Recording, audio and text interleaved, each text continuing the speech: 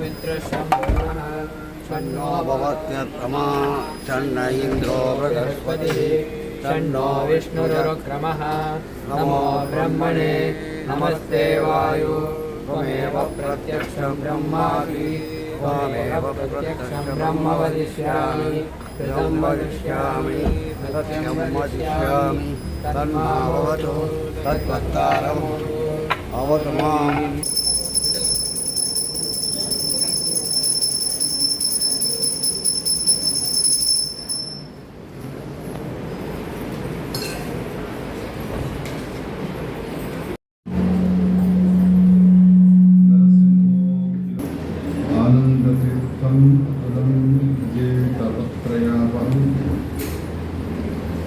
तपो विद्या विरक्त्यादि सद्गुणोभाकरानं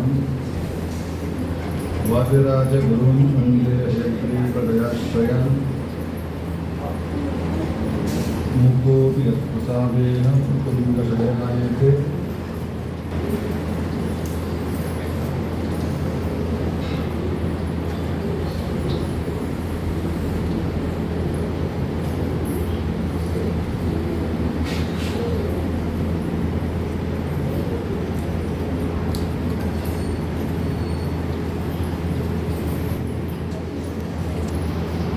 ತನ್ನ ಬಾಹುಬಲದ ಮೂಲಕ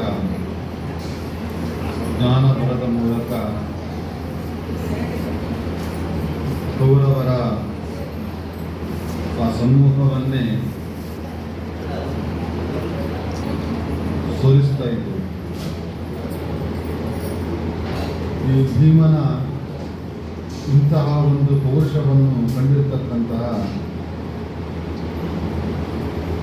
ಕೌರವರು, ಅದರಲ್ಲೂ ವಿಶೇಷವಾಗಿ ದುರ್ಯೋಧನ ಭೀಮಸೇನ ದೇವರಲ್ಲಿ ಅತ್ಯಂತ ದ್ವೇಷವನ್ನು ಕಾಡ್ತಾ ಇದ್ದಾನೆ. ಮೊದಲಿಗೆ ಅವನು ಕಲಿಯ ಸ್ವರೂಪ, ಭೀಮನ ಈ ಭೌಮ ವ್ಯಕ್ತಿತ್ವವನ್ನು ಕಂಡು, ಅವನ ಆ ಸಾಮರ್ಥ್ಯವನ್ನು ಕಂಡು ದುರ್ಯೋಧನಾದಿ ಕೌರವರು ತುಂಬ ದ್ವೇಷವನ್ನು ಕಾಡ್ತಾ ಇದ್ದು, ಆ ದ್ವೇಷದ ನಿಮಿತ್ತವಾಗಿ ಭೀಮನನ್ನೇ ಮುಗಿಸಬೇಕು ಎಂಬತಕ್ಕಂಥ ಹಂತಕ್ಕೆ ಅವರು ಬೆಳೆದುಕೊಂಡಿದ್ದಾರೆ. ಭೀಮಸೇನ ಇದ್ದರೆ ನಮಗೆ ಹೊಳೆತಿಲ್ಲ, ಆದ್ದರಿಂದ ಭೀಮಸೇನನ್ನು ಮುಗಿಸಿಬಿಟ್ರೆ ಮತ್ತೆ ಯಾರೂ ನಮಗೆ ಪಾಂಡವರ ತೊಂದರೆ ಆಗುವುದಿಲ್ಲ.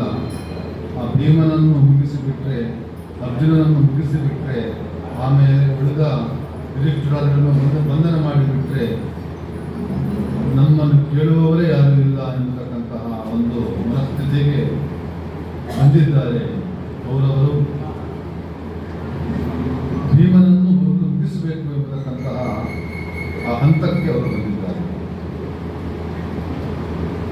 ಅದಕ್ಕೆ ಬೇರೆ ಬೇರೆ ಉಪಾಯಗಳನ್ನು ಅವರು ಮಾಡ್ತಾರೆ. ಮೊದಲನೆಯ ಉಪಾಯ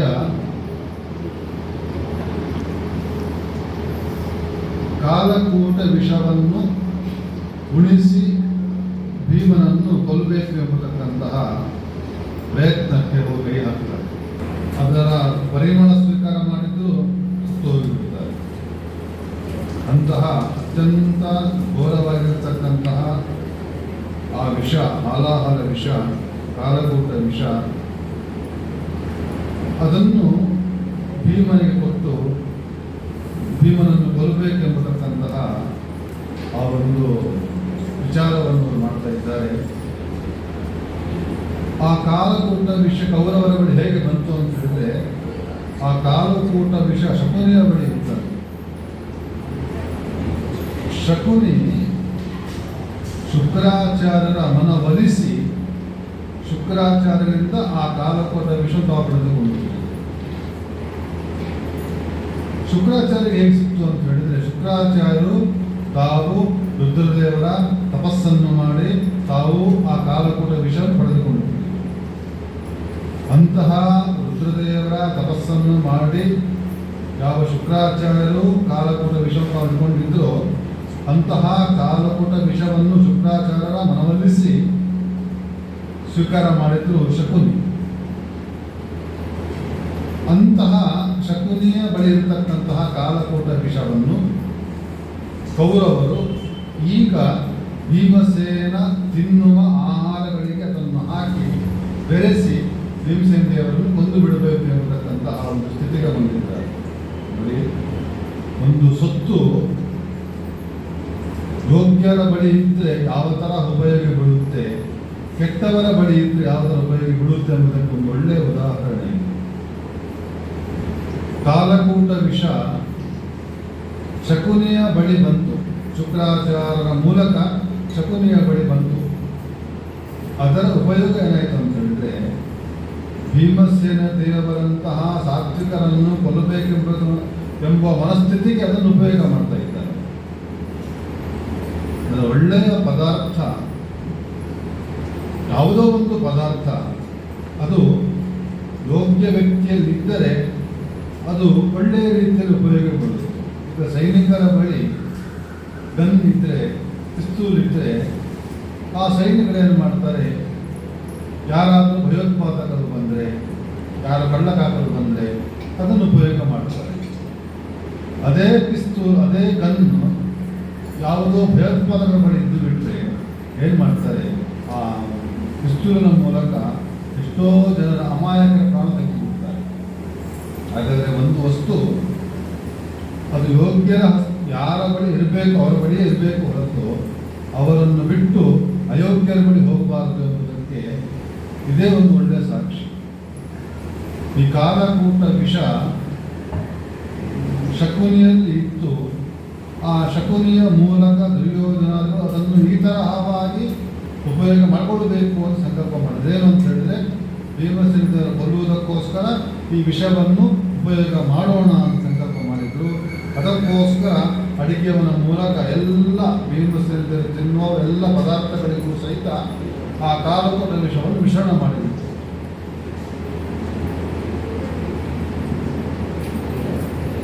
ಭೀಮಸೇನ ದೇವರಿಗೆ ಯೂತ್ಸು ಬಂದು ಹೇಳ್ತಾನಂತೆ, ನೋಡು ಭೀಮ, ನಿನ್ನನ್ನು ಕೊಲ್ಲುವುದಕ್ಕೋಸ್ಕರ ಕಾಲಕೂಟ ವಿಷವನ್ನು ಆಹಾರದಲ್ಲಿ ಮಿಶ್ರಣ ಮಾಡಿದ್ದಾರೆ, ಸ್ವಲ್ಪ ಜಾಗ್ರತೆಯಿಂದ ಇರುವಂತ ಭೀಮಸೇನ ದೇವರಿಗೆ ಯೂತ್ಸು ಎಂಬುವನು ಒಂದು ಹೇಳಿದ ಸಾತ್ವಿಕನಾದಂತಹ ವ್ಯಕ್ತಿ.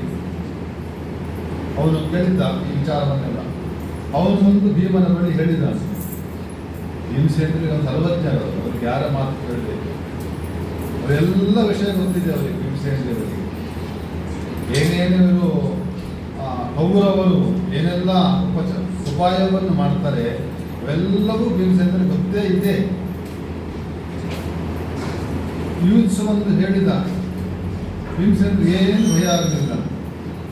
ಯೂತ್ಸ್ ಬಂದು ನಮ್ಮ ಕಾಲಕೂಟ ವಿಷವನ್ನು ಹಾಕಿದ್ದಾರೆ, ನೀನು ತಿನ್ನುವ ಆಹಾರದಲ್ಲಿ ಆ ವಿಷವನ್ನು ಹಾಕಿದ್ದಾರೆ, ಜಾಗ್ರತೆ ಭೀಮಸೇನರು ಹಾಕಿದ್ದಾರ, ಸಂತೋಷ ಅಂತ ಹೇಳಿದ್ರು. ಭೀಮಸೇನರು ನನಗೇನು ಸಮಸ್ಯೆ ಇಲ್ಲ, ಸಂತೋಷ, ನಾನು ಸ್ವೀಕಾರ ಮಾಡ್ತೇನೆ ಅಂತ ಹೇಳಿ ಸ್ವೀಕಾರ ಮಾಡಿದ್ರು. ಭೀಮಸೇನರು ಎಲ್ಲ ಆಹಾರವನ್ನು ಚೂರು ಬಿಡದೆ ಸ್ವೀಕಾರ ಮಾಡಿದ್ರು. ಎಲ್ಲ ಕೌರವರು ನೋಡ್ತಾ ಇದ್ದಾರಂತೆ. ಈ ಕ್ಷಣದಲ್ಲಿ ಸತ್ತೋಗಿ ಬಿಡ್ತಾನೆ ಭೀಮಸೇನ ದೇವರು, ಭೀಮ ಸತ್ತೋಗಿ ಬಿಡ್ತಾನೆ, ವಿಷಕಾರಿ ಸತ್ತೋಗಿ ಬಿಡ್ತಾನೆ. ನೋಡ್ತಾ ನೋಡ್ತಾ ನೋಡ್ತಾ ನೋಡ್ತಾ ಇದ್ದಾರೆ. ಭೀಮಸೇನ ದೇವರು ಫಸ್ಟ್ ಕ್ಲಾಸ್ ಆಗಿ ಊಟ ಮಾಡಿ ಬಿಡ್ತಾರೆ. ಚೆನ್ನಾಗಿ ಊಟ ಮಾಡಿ ಎಲ್ಲವನ್ನು ಜೀರ್ಣಿಸ್ಕೊಂಡು ದೊಡ್ಡ ತೇಗನ್ನು ತೆಗೆದಿರುತ್ತೆ ಮನೆಗೆ. ಆರಾಮವಾಗಿ ಭೀಮಸೇನ ದೇವರು ಎಲ್ಲವನ್ನು ತಾವು ಸ್ವೀಕಾರ ಮಾಡಿದ್ದಾರೆ. ಆ ವಿಷದ ಪರಿಣಾಮ ಏನೂ ಆಗಿಲ್ಲ. ಯಾವ ಕಾಲಕೂಟ ವಿಷವನ್ನು ಸ್ವೀಕಾರ ಮಾಡಿ ರುದ್ರದೇವರು ನೀಲಕಂಠರಾದರು. ರುದ್ರದೇವರಿಗೆ ಆ ವಿಷವನ್ನು ಸ್ವೀಕಾರ ಮಾಡಲಿಕ್ಕಾಗದೇನೆ ಮೂರ್ಛೆ ಬಂದು ನೀಲಕಂಠರಾದರು. ಅಂತಹ ವಿಷವನ್ನು ಭೀಮಸೇನ ದೇವರು ತಾವು ಸ್ವೀಕಾರ ಮಾಡಿ ಜೀರ್ಣಿಸಿಕೊಂಡು ಅವರಿಗೆ ಏನೇನೇನೇನೇನೋ ತೊಂದರೆ ಆಗಲಿಲ್ಲ, ಆರಾಮವಾಗಿ ತಾವಿದ್ದಾರೆ. ಸಮಸ್ಯೆ ಆದದ್ದು ಇವರಿಗೆ ಅಷ್ಟೇ, ದುರ್ಯೋಧನಾದಿಗಳಿಗೆ. ನಮ್ಮ ಉಪಾಯ ವಿಫಲವಾಯಿತು ಎಂಬತಕ್ಕಂತಹ ದುಃಖ ದುರ್ಯೋಧನರಾಯಿತು ಹೊರತು ಭೀಮಸೇನರಿಗೆ ಏನು ಸಮಸ್ಯೆ ಆಗಿಲ್ಲ ಅಂತ ಹೇಳ್ತಾರೆ. ಯಾಕಂತೇಳಿದ್ರೆ ಸಾಕ್ಷಾತ್ ವಾಯುದೇವರು ಸಮುದ್ರ ಮಥನ ಕಾಲದಲ್ಲಿ ಹುಟ್ಟಿರ್ತಕ್ಕಂತಹ ಹಾಲಾಹಲ ವಿಷವನ್ನು ಸ್ವೀಕಾರ ಮಾಡಿದವರು ಇದೇ ಭೀಮಸೇನರು, ಇದೇ ವಾಯುದೇವರು. ವಾಯುರಸ್ಮ ಉಪಾನಂತತ್ ಪುನಶ್ಚಿಸ್ಮ ಪುನನ್ನಮ ಕೇಶಿ ವಿಷಸ್ಯ ಪಾತ್ರೇಣ ಯದ್ರುದ್ರೇಣ ಅವಿಭತ್ಸಃ. ವೇದದಲ್ಲಿ ಈ ಮಾತು ಬರುತ್ತೆ. ವಾಯುದೇವರು ಸಾಮಾನ್ಯವಾಗಿ ವಾಡಿಕೆ ಏನು ಅಂತ ಹೇಳಿದ್ರೆ ರುದ್ರದೇವರು ವಿಷಯನ್ನು ಸ್ವೀಕಾರ ಮಾಡಿದ್ರು ಅಂತ. ಆದರೆ ನಿಜವಾಗಿ ನೋಡ್ಲಿಕ್ಕೆ ಹೋದಾಗ ಆ ಹಾಲಾಹಲ ವಿಷ ಬಂದಾಗ ಅದನ್ನು ಮೊದಲು ಸ್ವೀಕಾರ ಮಾಡಿದ್ದು ವಾಯುದೇವರು. ವಾಯುದೇವರು ತಾವು ಆ ಹಾಲಾಹಲ ವಿಷವನ್ನು ಸ್ವೀಕಾರ ಮಾಡಿ ಸ್ವಲ್ಪ ವಿಷವನ್ನು ತಾವು ಮರ್ದನ ಮಾಡಿದ್ರು, ಕೈಯಲ್ಲಿ ತಿಕ್ಕಿದ್ರಂತೆ. ಕೈಯಲ್ಲಿ ತಿಕ್ಕಿ ಮರ್ದನ ಮಾಡಿ ಮಾಡಿ ಅದರ ಆ ವಿಷದ ವಿಷದಲ್ಲಿ ಏನೊಂದು ಸಾಮರ್ಥ್ಯ ಇರ್ತದೆ ಅದನ್ನೆಲ್ಲ ಸಂಪೂರ್ಣವಾಗಿ ತೆಗೆದು ಆಮೇಲೆ ರುದ್ರದೇವರು ಕೊಟ್ಟರಂತೆ. ಆ ರುದ್ರದೇವರು ವಾಯುದೇವರು ತಾವು ಮರ್ದನ ಮಾಡಿ ಮಾಡಿ ಮಾಡಿ ಮಾಡಿ ಮಾಡಿ ಕೊಟ್ಟಿರ್ತಕ್ಕಂತಹ ವಿಷವನ್ನು ರುದ್ರದೇವರು ಸ್ವೀಕಾರ ಮಾಡಿದಾಗಲೂ ರುದ್ರದೇವರಿಗೆ ಮೂರ್ಛೆ ಬಂದು ಬಿಡ್ತು ಅಂತ ಹೇಳ್ತಾರೆ. ದೇವರ ಇದನ್ನೇ ತೋರಿಸ್ತಾ ಇದ್ದಾರೆ, ಪುನರಾವರ್ತಿ ಮಾಡ್ತಾ ಇದ್ದಾರೆ. ಆ ಹಾಲಾಹಲ ವಿಷ, ಕಾಲಕೂಟ ವಿಷವನ್ನು ಏನು ಕೌರವರು ಕೊಟ್ಟಿದ್ದಾರೆ ಅದನ್ನು ಆರಾಮವಾಗಿ ತಾವು ಸ್ವೀಕಾರ ಮಾಡಿ, ವಿಷದಿಂದ ಯುಕ್ತವಾಗಿರ್ತಕ್ಕಂಥ ಆಹಾರವನ್ನು ಕೊಟ್ಟಿದ್ದಾರೆ, ಅದನ್ನು ಆರಾಮವಾಗಿ ಸ್ವೀಕಾರ ಮಾಡಿ ಜೀರ್ಣಿಸಿಕೊಂಡು ಬಿಟ್ಟು ಭೀಮಸೇನ ದೇವರು. ಯಾವಾಗಲೂ ಹಾಗೆ ಕೃಷ್ಣನಿಗೆ ಪೂತನೆ ವಿಷವನ್ನು ಕೊಟ್ಟು ಕೃಷ್ಣ ಸಾಯಬೇಕು ಎಂಬ ದೃಷ್ಟಿ ಇಟ್ಟುಕೊಂಡು ಪೂತನೆ ಕೃಷ್ಣನಿಗೆ ವಿಷವನ್ನು ಕೊಟ್ಟು, ಆದರೆ ಅದರ ಎಫೆಕ್ಟ್ ಆದದ್ದು ಯಾರು? ಪೂತನಿಗೆ ಮಾತ್ರ, ಕೃಷ್ಣನಿಗೇನು ಆಗಲಿಲ್ಲ. ಅದು ಸರ್ವೋತ್ತಮನಾದಂತಹ ಭಗವಂತ ಪೂತನೆ ಕೊಟ್ಟಂತಹ ವಿಷವನ್ನು ಸ್ವೀಕಾರ ಮಾಡಿದ, ಆದರೆ ಅದರ ಫಲವನ್ನು ಪೂತನೆ ಕೊಟ್ಟಿಲ್ಲ. ಸರ್ವೋತ್ತಮನಾದ ಭಗವಂತ ತಾನು ಆ ತರಹ ತೋರಿಸಿದ್ರೆ ಭೀಮಸೇನ ದೇವರು, ಜೀವೋತ್ತಮರ ಭೀಮಸೇನ ದೇವರು ದುರ್ಯೋಧನಾದಿಗಳು ತನ್ನನ್ನು ಕೊಲ್ಲಲು ಕೊಟ್ಟಿರತಕ್ಕಂತಹ ವಿಷಯುಕ್ತವಾದ ಆಹಾರವನ್ನು ಸ್ವೀಕಾರ ಮಾಡಿ ತಾವು ಆರಾಮವಾಗಿ ಇದ್ದು ದುರ್ಯೋಧನಾದಿಗಳು ತಾವು ದುಃಖವನ್ನು ಕೊಟ್ಟಿದ್ರು ಅಷ್ಟೇ. ನಿಜವಾಗಿ ದುಃಖ ಭೀಮನಿಗಾಗಬೇಕಾಗಿತ್ತು, ಆದರೆ ದುಃಖ ಭೀಮನಿಗಾಗಲಿಲ್ಲ. ಭೀಮ ಆರಾಮ ಸುಖವಾಗಿ ತಾನಿದ್ದ. ಅದರ ಫಲ ಯಾರೇ ಸಿಕ್ತು ಅಂತ ಹೇಳಿದ್ರೆ ದುರ್ಯೋಧನಾದಿಗಳು ಸಿಕ್ತು. ಅವರು ದುಃಖಪಟ್ಟರು. ನಾವು ವಿಷ, ಇಷ್ಟು ದೊಡ್ಡ ವಿಷವನ್ನು ಕೊಟ್ಟರೂ ಸಹಿತ ಈ ಭೀಮನಿಗೆ ಏನು ಆಗಲಿಲ್ಲ ಎಂಬತಕ್ಕಂತಹ ಸಂಕಟ ಅವರಲ್ಲಿ ಉಂಟಾಗಿತ್ತು. ಯಾವಾಗಲೂ ಅಷ್ಟೇ, ದೊಡ್ಡವರಿಗೆ ನಾವು ಏನಾದರೂ ದೊಡ್ಡವರಿಗೆ ಕೆಡುಕನ್ನು ಬಯಸಿದರೆ, ಕೆಡುಕನ್ನು ಮಾಡುವುದು ಬೇಡ, ಕೆಡಕನ್ನು ಬಯಸಿದರೂ ಸಹಿತ ಅದರ ಫಲ ದೊಡ್ಡವರಿಗೆ ಏನೂ ಆಗುವುದಿಲ್ಲ, ನಮಗೆ ಸಿಗುತ್ತೆ. ವಿಷವನ್ನು ಕೊಡಲಿಕ್ಕೆ ಹೋದದ್ದು ಭೀಮಸೇನ ದೇವರಿಗೆ, ಆದರೆ ದುಃಖಪಟ್ಟದ್ದು ಅದೇ ಕೌರವರು. ನಮ್ಮ ಜೀವನದಲ್ಲೂ ಸಹಿತ ನಾವು ದೊಡ್ಡವರಿಗೆ ಕೆಡುಕನ್ನು ಬಯಸಿದರೆ, ಕೆಡುಕು ಮಾಡುವುದಲ್ಲ, ಕೆಡುಕನ್ನು ಬಯಸಿದರೂ ಸಹಿತ ಅದರ ಪ್ರತಿಫಲ, ಅದರ ದುಃಖ ನಮಗೆ ಆಗುತ್ತೆ ಹೊರತು ದೊಡ್ಡವರಿಗೆ ಅದೇನು ಆಗುತ್ತೆ ಸಾಧ್ಯ ಇಲ್ಲ. ಆದ್ದರಿಂದ ಯೋಗ್ಯರು, ಹಿರಿಯರು, ಜ್ಞಾನಿಗಳು, ದೊಡ್ಡವರು ಅಂಥವರಿಗೆ ಯಾರಿಗೂ ಸಹಿತ ನಾವು ಕೆಡುಕನ್ನು ಬಯಸಬಾರದು, ಒಳ್ಳೆಯದನ್ನೇ ಮಾಡಬೇಕು. ಈ ಒಂದು ಸಂದೇಶವನ್ನು ನಾವು ಇಲ್ಲಿ ತಿಳಿದುಕೊಳ್ಳಬಹುದು.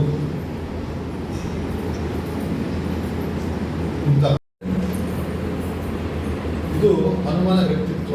ಅದೇ ಭೀಮಸೇನ ದೇವರೇ ಇದೇ ಹಾವುಗಳನ್ನು, ಅಷ್ಟನಗಗಳನ್ನು ಯಾವ್ಯಾವ ಕಡೆಗೆ ಅಷ್ಟನಗಳು ಹೋಗಬೇಕೋ ಆ ಸ್ಥಳಕ್ಕೆ ತಮ್ಮ ಮೈಯನ್ನು ಜಾಡಿಸಿ, ಅದು ಹನುಮನ ದೇವರು ಅಷ್ಟೇ ಅವ್ಯಗ್ರ ಬುದ್ಧಿಯ, ಏನೋ ಭಾರಿ ಲೆಕ್ಕಾಚಾರ ಮಾಡಿಕೊಂಡು ನಾವು ಪರ್ವತವನ್ನು ಬಿಸಾಡಿದ್ದಿಲ್ಲವೇ ಇಲ್ಲ. ಏನೋ ಕಣ್ಣು ಮುಂದೆ ಬಿಸಾಡಿಬಿಟ್ರು ಅಷ್ಟೇ. ಬಿಸಾಡಿದ್ದಕ್ಕೆ ಹೋಗಿ ಸೀದಾ ಕುತ್ಕೊಂಡ್ಬಿಟ್ಟು ಭೀಮಸೇನ ದೇವರು ಹಾಗೆ ಇಷ್ಟೆಲ್ಲ ಅಳತೆ ಮಾಡಿ ಬಿಸಾಡಿದ್ದಲ್ವೇ ಇಲ್ಲ. ಆರಾಮವಾಗಿ ಜಾಡಿಸಿ ಬಿಟ್ಟಿದ್ರೆ ಆ ಎಲ್ಲ ಸ್ವಲ್ಪ ಸುತ್ತ ಆ ಸ್ಥಳಕ್ಕೆ ಹೋಗಿಬಿಟ್ಟು ಬಿಟ್ಟಿದ್ದಾರೆ. ಇದು ಭೀಮಸೇನ ದೇವರ ವ್ಯಕ್ತಿತ್ವ. ಈ ತರಹವಾಗಿ ಭೀಮಸೇನ ದೇವರು ತಾವು ಏನೆಲ್ಲ ಉಪಾಯವನ್ನು ಮಾಡಿದ್ದಾರೋ ಎಲ್ಲ ಉಪಾಯವನ್ನು ಮೆಟ್ಟಿ ತಾವು ನಿಂತಿದ್ದಾರೆ. ಏನೂ ಮಾಡಲಿಕ್ಕಾಗಲಿಲ್ಲ. ಭೀಮಸೇನದೇವರು ಕೊಲ್ಲಬೇಕು ಅಂತ ಹೇಳಿ ಎಷ್ಟೆಲ್ಲ ಪ್ರಯತ್ನವನ್ನು ಕೌರವ ಮಾಡಿದ್ದಾರೋ ಎಲ್ಲ ಪ್ರಯತ್ನದಲ್ಲಿಯೂ ಕೌರವರಿಗೆ ಹಿನ್ನಡೆ ಆಯಿತು, ಹೊರತು ಮುನ್ನಡೆ ಆಗಲೇ ಇಲ್ಲ. ಸಾಮಾನ್ಯ ಜ್ಞಾನಿಗಳಿಗೆ ಏನಾದರೂ ಮಾಡಿದ್ರೂ ಸಹಿತ ನಮಗೆ ಅದನ್ನು ಏನು ಸಫಲವಾಗಿ ಸಾಧ್ಯವಿಲ್ಲ. ನಾವು ಅಂಥದ್ರಲ್ಲಿ ಜೀವೋತ್ತಮರಾದ ಭೀಮಸೇನದೇವರಿಗೆ ಏನಾದರೂ ಮಾಡೋದಂತ ಹೇಳಿದ್ರೆ ಸಾಧ್ಯ ಉಂಟು, ಅದು ಮಾಡಲಿಕ್ಕೆ ಅದು ಅಂತಹ ಕೆಲಸ ಸಫಲ ಆಗಲಿಕ್ಕೆ ಸಾಧ್ಯವಿಲ್ಲ. ಈ ತರಹವಾಗಿ ಭೀಮಸೇನದೇವರು ತಾವು ತೋರಿಸಿಕೊಟ್ಟಿದ್ದಾರೆ. ಆಚಾರ್ಯರು ಇದನ್ನು ವಿಚಾರ ವಿಮರ್ಶೆಯನ್ನು ಮಾಡ್ತಾರೆ. ಆಚಾರ್ಯ ಮತ್ತು ಪ್ರಹ್ಲಾದನಲ್ಲೂ ಇಂಥದ್ದನ್ನು ಕಂಡಿದ್ದೇವೆ ನಾವು. ಪ್ರಹ್ಲಾದನನ್ನು ಕೊಲ್ಲಬೇಕಾದರೂ ಸಹಿತ ಹಿರಣ್ಯಕಶಿಪು ನಾನಾ ತರಹ ಉಪಾಯವನ್ನು ಮಾಡಿದ್ದಾರೆ. ಬೇರಿಂದ ಕಡೆಗೆ ಬಿಸಾಡಿದ್ದು, ಆನೆಯ ಕಾಲಿಗೆ ತೊಡಿಸಿದ್ದು, ಸರ್ಪಗಳನ್ನು ಸೃಷ್ಟಿಸಿದ್ದು, ಇವೆಲ್ಲವನ್ನು ಮಾಡಿದಾಗಲೂ ಸಹಿತ ಪ್ರಹ್ಲಾದನಿಗೆ ಏನೂ ಆಗಲಿಲ್ಲ ಅಂತ ಭಾಗವತದಲ್ಲಿ ಬರ್ತದೆ. ಹಾಗಾದರೆ ಭೀಮಸೇನದೇವರ ವ್ಯಕ್ತಿತ್ವ ಯಾವ ಥರ ಇದೆಯೋ ಅದೇ ತರಹವಾಗಿ ಪ್ರಹ್ಲಾದನ ಮಧ್ಯೆ ವ್ಯಕ್ತಿತ್ವ ತಾನೇ. ಯಾಕಂತ ಹೇಳಿದ್ರೆ ಹಾವು ಕಚ್ಚಿದ್ರು ಏನಾಗಲಿಲ್ಲ ಪ್ರಹ್ಲಾದ, ಪರ್ವತದಿಂದ ನನಗೆ ಬೀಳಿಸಿದ್ರು ಏನಾಗಲಿಲ್ಲ ಪ್ರಹ್ಲಾದನಿಗೆ, ಏನೂ ಆಗಲಿಲ್ಲ. ಅಂದಮೇಲೆ ಭೀಮನ ವ್ಯಕ್ತಿತ್ವ ಪ್ರಹ್ಲಾದನ ವ್ಯಕ್ತಿತ್ವ ಸಮಾನವಾಗಿದೆ ತಾನೆ ಅಂತ ವಿಮರ್ಶೆಯನ್ನು ಮಾಡಿ ಆಚಾರ್ಯ ಮತ್ತು ಪರಿಹಾರ ಹೇಳ್ತಾರೆ. ಹೌದು, ಪ್ರಹ್ಲಾದನಲ್ಲಿ ಅಂತಹ ವ್ಯಕ್ತಿತ್ವ ಇದೆ. ಆದರೆ ಪ್ರಹ್ಲಾದನದ್ದು ಸ್ವಾಭಾವಿಕವಾದ ಬಲ ಅಲ್ಲ. ಭೀಮನ ಹಾಗೆ ಪ್ರಹ್ಲಾದನದ್ದು ಸ್ವಾಭಾವಿಕವಾದ ಬಲ ಅಲ್ಲ.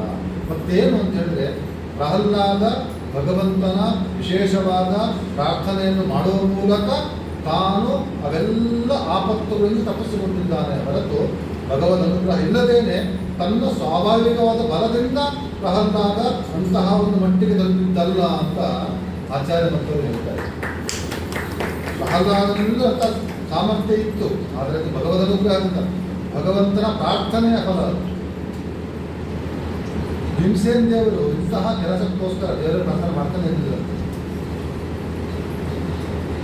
ಇಂತಹ ಸಣ್ಣ ಸಣ್ಣ ಕೆಲಸಕ್ಕೋಸ್ಕರ ದೇವರಲ್ಲಿ ಪ್ರಾರ್ಥನೆ ಮಾಡ್ತಾನೆ ಇರಲಿಲ್ಲ. ಯಾಕಂತ ಹೇಳಿದ್ರೆ ತನ್ನಲ್ಲಿ ಸ್ವಾಭಾವಿಕವಾದ ಬಲ ಇದೆ ಭೀಮಸೇನದೇವರು. ಅಂತಹ ಸ್ವಾಭಾವಿಕವಾದ ಬಲವುಳ್ಳ ಭೀಮಸೇನದೇವರು ತನ್ನ ಸ್ವರೂಪಭೂತವಾದ ಸ್ವಾಭಾವಿಕವಾದ ಬಲದಿಂದಲೇ ಎಲ್ಲವನ್ನು ಹಿಮ್ಮೆಡಿಸ್ತಾ ಇದ್ದಾದ್ರಿಂದ ಆ ಪ್ರಹ್ಲಾದನ ವ್ಯಕ್ತಿತ್ವನೇ ಬೇರೆ, ಭೀಮನ ವ್ಯಕ್ತಿತ್ವನೇ ಬೇರೆ. ಎಲ್ಲ ಪ್ರಹ್ಲಾದನಲ್ಲಿ ಅಂತಹ ಸಾಮರ್ಥ್ಯ ಬರಬೇಕಾದರೂ ಸಹಿತ ವಾಯುನಾಥ ಸಮಾವಿಷ್ಟ ಅಂತ ಹೇಳ್ತಾರೆ ಆಚಾರ್ಯ. ಪ್ರಹ್ಲಾದನಲ್ಲೂ ಸಹಿತ ಅಂತಹ ತಾಕತ್ತು ಬರಬೇಕಾದರೂ ವಾಯುದೇವರ ಪ್ರವೇಶ ಆವೇಶ ಅಲ್ಲಿ ಇತ್ತು ಪ್ರಹ್ಲಾದನಲ್ಲಿ. ಆ ವಾಯುದೇವರ ಆವೇಶ ಆ ಪ್ರಹ್ಲಾದನಲ್ಲಿ ಇದ್ದದ್ರಿಂದ ಆ ಪ್ರಹ್ಲಾದನ ಅಂತಹ ತಾಕತ್ತು ಬಂತು. ಹಿರಣ್ಯಕಶಿಪು ನಾನಾ ತರಹವಾಗಿ ತನ್ನನ್ನು ಕೊಲ್ಲಲು ಪ್ರಯತ್ನ ಪಟ್ಟರೂ ಸಹಿತ ಅವೆಲ್ಲದರಿಂದಲೂ ತಪ್ಪಿಸಿಕೊಳ್ಳುವ ಸಾಮರ್ಥ್ಯ ಪ್ರಹ್ಲಾದನಿಗೆ ಬಂತು. ಯಾಕೆಂತ ಹೇಳಿದ್ರೆ ವಾಯುನಾಥ ಸಮಾವಿಷ್ಟ, ಅಲ್ಲಿ ವಾಯುದೇವರ ಸನ್ನಿಧಾನ ಇದೆ. ಆದ್ದರಿಂದ ಅಲ್ಲಿ ಸನ್ನಿಹಿತರಾದ ವಾಯುದೇವರು ಪ್ರಹ್ಲಾದನಿಗೆ ಏನೂ ಆಗದಂತೆ ತಾವು ನೋಡಿಕೊಂಡರು. ಅದೇ ವಾಯುದೇವರು ಭೀಮಸೇನದೇವರು ಅವರಿಗೆ ಏನಾಗಲಿಕ್ಕೆ ಸಾಧ್ಯ. ಆದ್ದರಿಂದ ವಾಯುವಿನ ಸನ್ನಿಧಾನವುಳ್ಳಂತಹ ಪ್ರಹ್ಲಾದನಿಗೆ ಏನೂ ಆಗಲಿಲ್ಲ. ನಮ್ಮಲ್ಲೂ ಅಷ್ಟೇ ವಾಯುದೇವರ ಸನ್ನಿಧಾನ ಇದ್ದರೆ ನಮ್ಮನ್ನು ಯಾರೂ ಏನು ಮಾಡಲಿಕ್ಕೆ ಸಾಧ್ಯವಿಲ್ಲ. ಹಾಗಾದರೆ ಸಹಜವಾಗಿ ಕಷ್ಟ ಬಂದೇ ಬರುತ್ತೆ, ಇಲ್ಲ ಅಂತ ನಾನು ಹೇಳೋದಿಲ್ಲ, ಕಷ್ಟ ಬಂದೇ ಬರುತ್ತೆ. ಆ ಕಷ್ಟಕ್ಕೆ ಉಪಾಯ ಏನು ಅಂತ ಹೇಳಿದ್ರೆ ಕೇವಲ ದೇವರ ನಂಬಿಕೆ, ವಾಯುದೇವರ ವಿಶೇಷವಾದ ನಂಬಿಕೆ. ನಿತ್ಯದಲ್ಲಿಯೂ ಸಹಿತ ವಾಯುಸ್ಥಿತಿ ಪಾರಾಯಣವನ್ನು ನಾವು ಮಾಡಿದರೆ ಸಾಕು, ಎಷ್ಟೋ ಕಷ್ಟಗಳು ಪರಿಹಾರವಾಗುತ್ತದೆ. ನಿತ್ಯದಲ್ಲಿ ಒಮ್ಮೆ ವಾಯುಸ್ಥಿತಿ ಪಾರಾಯಣ ಮಾಡಬೇಕು. ನಮ್ಮ ಮನೆಯಲ್ಲಿ ಪುರುಷೋತ್ತು ಮಾಡಿಕೊಂಡು ಸಹಸ್ರನಾಮ ಪಾರಾಯಣ, ವಾಯುಸ್ಥಿತಿ ಪಾರಾಯಣ ಇಷ್ಟಾದರೂ ನಮ್ಮ ಮನೆಯಲ್ಲಿ ನಾವು ಮಾಡಿದರೆ ಭಗವದ್ ಅನುಗ್ರಹವಾಗುತ್ತೆ. ಮತ್ತೆ ವಾಯುದೇವರ ಅನುಗ್ರಹವಾಗುತ್ತೆ. ಆ ಭಗವಂತನ ಸನ್ನಿಧಾನ, ವಾಯುದೇವರ ಸನ್ನಿಧಾನ ನಮ್ಮ ಮನದಲ್ಲಿ, ನಮ್ಮ ಮನೆಯಲ್ಲಿ ಇದ್ದಾಗ ಯಾವುದೇ ಸಮಸ್ಯೆ ಮನೆಯಲ್ಲಿ ಬರಲಿಕ್ಕೆ ಸಾಧ್ಯವಿಲ್ಲ, ಯಾವುದೇ ಸಮಸ್ಯೆ ನಮ್ಮಲ್ಲಿ ಬರಲಿಕ್ಕೆ ಸಾಧ್ಯವಿಲ್ಲ. ಅದರಿಂದ ವಾಯುದೇವರ ಸನ್ನಿಧಾನ ಬೇಕು. ಪ್ರಹ್ಲಾದನಲ್ಲಿ ವಾಯುದೇವರ ಸನ್ನಿಧಾನ ಇದ್ದದ್ರಿಂದ ಏನು ಸಮಸ್ಯೆ ಬಂದರೂ ಸಹಿತ ಎಲ್ಲ ಸಮಸ್ಯೆಯನ್ನು ಮೀರಿ ಪ್ರಹ್ಲಾದ ತಾನು ಬೆಳೆದ. ಅಂತಹ ಭೀಮಸೇನ ದೇವರೇ, ಸಾಕ್ಷಾತ್ ಭೀಮಸೇನ ದೇವರಿಗೆ ಏನು ತನ್ನ ಮಗನಿಗೂ ಸಹಿತ ಬಾಯಿ ಹರಟ ಮಾಡಿಸ್ತಿದ್ದಂತೆ. ಅಗ್ನಿಮೀಳೆ ದ್ರೋಹಿತಂ, ಅಗ್ನಿಮೀಳೆ ದ್ರೋಹಿತಂ, ಅಗ್ನಿಮೀಳೆ ದ್ರೋಹಿತಂ. ಆಚಾರ್ಯರು ನೋಡಿದ್ರಂತೆ, ಎಲ್ಲವನ್ನೂ ತಿಳಿದುಬಿಟ್ಟಿದ್ದೇನೆ ನಾನು, ಇದೇನು ಮತ್ತೆ ಮತ್ತೆ ಮತ್ತೆ ಹೇಳ್ತಾ ಇದ್ದಾರೆ ಅಪ್ಪ. ಅಪ್ಪನ ಹೇಳಿದ್ರಂತೆ ಆಚಾರ್ಯ ಮತ್ತರು, ಅಪ್ಪ ನನಗೊಮ್ಮೆ ಹೇಳಿ ಸಾಕು ನೀವು ಅಷ್ಟೇ, ನಿಮಗೆ ಇಷ್ಟೆಲ್ಲ ಈ ಒಂದು ಪಾದ ಚರಣ ಇಟ್ಕೊಂಡು ಮತ್ತೆ ಮತ್ತೆ ನಾನು ಹೇಳಿಸೋದು ನನಗೆ ಬೇಡವೇ ಬೇಡ, ಒಮ್ಮೆ ಹೇಳಿದ್ರೆ ಸಾಕು ನನಗೆ ಗೊತ್ತಾಗಿಬಿಡುತ್ತೆ ಅಂತ. ಮತ್ತೆ ಹೇಳ್ಬಿಟ್ಟು ಆಶ್ಚರ್ಯ ಆಗಿಬಿಡುತ್ತೆ, ನೀವು ಯಾರಪ್ಪ ಇಲ್ಲಪ್ಪ ಅಂದರೆ ಆಚಾರ್ಯ ಮಧ್ವರು ಸರ್ವಜ್ಞರವರು. ಮಧ್ಯಗೆ ಭಟ್ರು ತಾವು ಪಾಠವನ್ನು ಮಾಡ್ತಾ ಇದ್ರೆ ತನ್ನ ಮಗನಿಗೆ ಚೆನ್ನಾಗಿ ತಿಳಿಯಬೇಕು ಅಂತೇಳಿ ಬಾಯಾಟ ಮಾಡಿಸ್ತಾ ಇದ್ರೆ ಆಚಾರ್ಯ ಮತ್ತು ಹೇಳಿಬಿಟ್ರು, ನನಗೆ ಗುಣನಿಕ ಶರಣಾಧಿಕ ಗೋಚರ, ಮತ್ತೆ ಮತ್ತೆ ನಂಗೆ ಹೇಳಿಕೊಡೋದು ನನಗೆ ಆಗುವುದಿಲ್ಲ, ಒಮ್ಮೆ ಹೇಳಿದ್ರೆ ಸಾಕು ಅಂತ ಹೇಳಿ ಆಚಾರ್ಯ ಮಧ್ವರು ತನ್ನ ಅಪ್ಪನಿಗೆ ಹೇಳಿದ್ರು. ಅದೇ ಆಚಾರ್ಯ ಮಧ್ವರು, ಅದೇ ಭೀಮಸೇನ ದೇವರು, ಅವರಿಗೆ ಒಮ್ಮೆ ಹೇಳಿದ್ರೆ ಸಾಕಾಗ್ತಾ ಇತ್ತು, ಎಲ್ಲವನ್ನೂ ತಗೊಂಡಿದ್ರು. ಅಂತಹ ವ್ಯಕ್ತಿತ್ವ ಭೀಮಸೇನ ದೇವರದಾಗಿತ್ತು. ಆದ್ದರಿಂದ ಉಸಾವರಿಯೇ ಬೇಡ. ಪರಿಚಯ ಕಲ್ತು ಬಿಟ್ಟು ಅಂದರೆ ಅವ್ರು ಪ್ರಯೋಗ ಮಾಡ್ತಾನೆ, ನನಗೆ ಸಮಸ್ಯೆನೇ ಬರುವುದಿಲ್ಲ. ಅವಾಗ ಮತ್ತೊಬ್ಬರ ಮೇಲೆ ಧನುಸ್ಸನ್ನು ಪ್ರಯೋಗ ಮಾಡುವ ಸಮಸ್ಯೆನೇ ಬರುವುದಿಲ್ಲ. ಇಂದ್ರಿಯ ತಪ್ಪಿಸ್ಕೊಂಡಾಗ ಆಗಿಬಿಡುತ್ತೆ, ಧರ್ಮವನ್ನು ಬಿಡಿಸಿಕೊಂಡಾಗ ಆಗಿಬಿಡುತ್ತೆ. ಆದ್ದರಿಂದ ಈ ಉದ್ದೇಶ ಇಟ್ಟುಕೊಂಡು ಭೀಮಸೇನ ದೇವರು ತಾನು ವಿದ್ಯೆಗಳಲ್ಲಿ ಹೋಗಲಿಲ್ಲ ಅಂತ ಹೇಳ್ತಾರೆ. ವಿದ್ಯೆ ಕಲಿತು ಬಿಟ್ಟರೆ ವಿಶ್ವಾದಿಭಿ ಭವಿತಾ ಸಂಗರೋನ ಕದಾ ನಾಹಂ ಗುರುಭಿ ವಿದ್ಯೆಗೊತ್ತ. ಆ ವಿದ್ಯೆಯ ಕುರುಕ್ಷೇತ್ರ ಪ್ರಸಂಗದಲ್ಲಿ, ಯುದ್ಧದ ಪ್ರಸಂಗದಲ್ಲಿ, ಪರಸ್ಪರ ಯುದ್ಧಾಗುವ ಪ್ರಸಂಗದಲ್ಲಿ ವಿಶ್ವಾದಿಗಳ ಜೊತೆಗೆ ಯುದ್ಧ ಮಾಡುವ ಪ್ರಸಂಗ ಬರುತ್ತೆ, ಹೋರಾಟ ಮಾಡುವ ಪ್ರಸಂಗ ಬರುತ್ತೆ. ಆದರೆ ಆ ಯುದ್ಧ ಮಾಡುವುದು ನನ್ನ ಕರ್ತವ್ಯವಲ್ಲ, ನಾನು ಬೇರೆ ಮಾಡಿ ಸಿದ್ಧನಿಲ್ಲ ವಿಶ್ವಾದಿಗಳಿಗೆ. ಆದ್ದರಿಂದ ಈ ಧನುರ್ವಿದ್ಯೆ ಕಲಿಯುವುದೇ ಬೇಡ ಅಂತೇಳಿ ತಾವು ಹಿಂಸರಿದರು ಎಂಬತಕ್ಕಂತಹ ಒಂದು ವಿಚಾರವನ್ನು ಹೇಳ್ತಾರೆ. ಮತ್ತೊಂದು, ನಹಿ ಭಾಗವತೋ ಧರ್ಮ ದೇವತಾ ಅಭ್ಯುಪಯಾಚನಂ ಜ್ಞಾನ ಭಕ್ತಿ ಹರೇ ತೃಪ್ತಿ ವಿನಾ ವಿಷ್ಣೋ ಅಪಿ ಕ್ವಚಿತ್. ಒಳ್ಳೆಯ ಮಾತನ್ನು ಆಚಾರ್ಯ ಮಧ್ವರು ಹೇಳ್ತಾರೆ. ಆವಾಗ ಆ ಅಸ್ತ್ರ ಸರಿಯಾದ ಪ್ರದೇಶಕ್ಕೆ ಹೋಗಿ ಮುಟ್ಟಿ ಬಿಡುತ್ತೆ, ಸರಿಯಾದ ಗುರಿಯನ್ನು ತಲುಪುತ್ತೆ ಆ ಅಸ್ತ್ರ.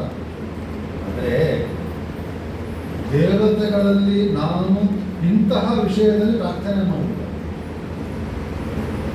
ದೇವರಲ್ಲೂ ಸಹಿತ ನಾನು ಬೇರೆ ಯಾವುದನ್ನೂ ಪ್ರಾರ್ಥನೆ ಮಾಡುವುದಿಲ್ಲ. ಜ್ಞಾನ ಭಕ್ತಿ ಹರೇ ತೃಪ್ತಿ ವಿನಾ ನಾಣ್ಯೇನ ಕೇನಚಿತ್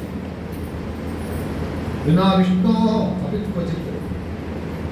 ದೇವರ ಬಳಿ ಹೋಗಬೇಕಾದ್ರೂ ಸಹಿತ ಭೀಮಸೇನ ದೇವರು, ವಾಯುದೇವರು ಕೇವಲ ಇಷ್ಟನ್ನೇ ಪ್ರಾರ್ಥನೆ ಮಾಡ್ತಾ ಇದ್ದರಂತೆ, ಜ್ಞಾನ ಭಕ್ತಿ ಹರೇ ತೃಪ್ತಿ, ಜ್ಞಾನ ಭಕ್ತಿಯನ್ನು ಕೊಡಪ್ಪ,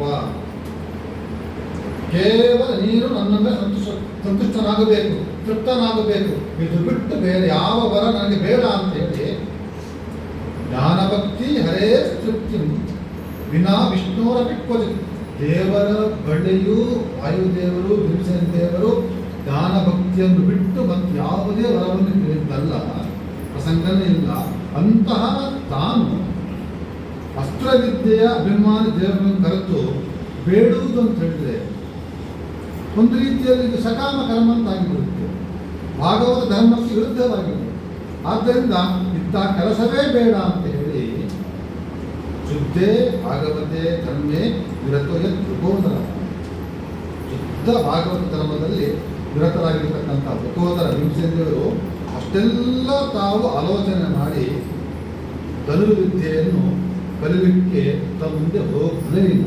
ಅಂದ ಮಾತ್ರಕ್ಕೆ ಅವರಿಗೆ ಬರುವುದಿಲ್ಲ ಅಂತಲ್ಲ, ಕೆಲವು ಸಂದರ್ಭಗಳಲ್ಲಿ ಪ್ರಯೋಗ ಮಾಡಿದ್ದು ಉಂಟು. ನಮಗೆಲ್ಲ ಏನು ತಲೆಯಲ್ಲಿ ಭೀಮಸೇನ ದೇವರು ಅಂತ ಹೇಳಿದ್ರೆ ಬರೀ ಗದೆ ಮಾತ್ರ ಇಟ್ಕೊಂಡದ್ದು ಅಂತ. ಭೀಮ ಅಂತೇಳಿ ಗದೆ ಮಾತ್ರ ಇಟ್ಕೊಂಡದ್ದು, ಮತೇ ಪ್ರಯೋಜನ ಇಲ್ಲ ಅಂತ. ಹಾಗಲ್ಲ, ಅಲಂಬಸನ ಪ್ರಸಂಗದಲ್ಲಿ ಭೀಮಸೇನ ದೇವರು ತಾವು ಬಾಣ ಪ್ರಯೋಗ ಮಾಡಿ ಬಂದಿದ್ದಾರೆ. ಅವರು ಕೆಲವು ಪ್ರಸಂಗದಲ್ಲಿ ಭೀಮಸೇನ ದೇವರು ತಾವು ಹಸ್ತ ಪ್ರಯೋಗವನ್ನು ಮಾಡಿ ಬಂದದ್ದು ಉಂಟು. ಆದರೆ ಬಹಳ ಹಸ್ತ ಪ್ರಯೋಗ ಮಾಡಲಿಲ್ಲ ಅಷ್ಟೇ ಭೀಮಸೇನ ದೇವರು. ಅವರ ಬಾಹುಬಲವೇ ಆ ಥರ ಇರಬೇಕಾದ್ರೆ ಮತ್ತೆ ಅಸ್ತ್ರ ಆಗಬೇಕು. ಈಗ ಪಿಸ್ತೂಲ್ ಯಾವಾಗ ಬೇಕಾಗುತ್ತೆ, ಗನ್ನು ಯಾವಾಗ ಬೇಕಾಗುತ್ತೆ? ನಮ್ಮಲ್ಲಿ ತಾಕತ್ತಿಲ್ಲ ಅಂದಾಗ ಗನ್ನು ಬೇಕಾಗುತ್ತೆ. ನಮ್ಮಲ್ಲಿ ತಾಕತ್ತಿಲ್ಲ, ಏನು ಮಾಡಲಿಕ್ಕೆ ಆಗೋದಿಲ್ಲ, ಗನ್ನು ಬೇಕಾಗುತ್ತೆ. ನಾವು ದುರ್ಬಲರಾಗಿರ್ತೀವಿ, ಗನ್ನು ಬೇಕಾಗುತ್ತೆ ಅಂತ ವಿಚಾರ ಮಾಡ್ತೇವೆ. ಯಾರು ಸಬಲರು ಸದೃಢರು ಒಳ್ಳೆಯ ಬಲ ಇದೆಯೋ ಅವರಿಗೆ ಮತ್ತೊಂದು ಅವಶ್ಯಕತೆ ಉಂಟಾ? ಭೀಮಸೇನ ದೇವರು ಸ್ವಯಂ ಅತ್ಯಂತ ಬಲಿಷ್ಠರು, ಅವರು ಮುಟ್ಟಿದ್ದಷ್ಟು ಬುದ್ಧಿ ಬಿಡ್ತಾರೆ. ಅಂತಹ ಭೀಮಸೇನ ದೇವರಿಗೆ ಈ ಧನುರ್ವಿದ್ಯೆ ಅಸ್ತ್ರವಿದ್ಯೆ ಇವರು ಯಾಕೆ ಬೇಕು? ಅದರಿಂದ ಆ ಕಡೆ ತಲೆ ಹಾಕಲಿಲ್ಲ, ಅರ್ಜುನಿಗೆ ಬಿಟ್ಟು ಕೊಟ್ಟು ಬಿಟ್ಟರು.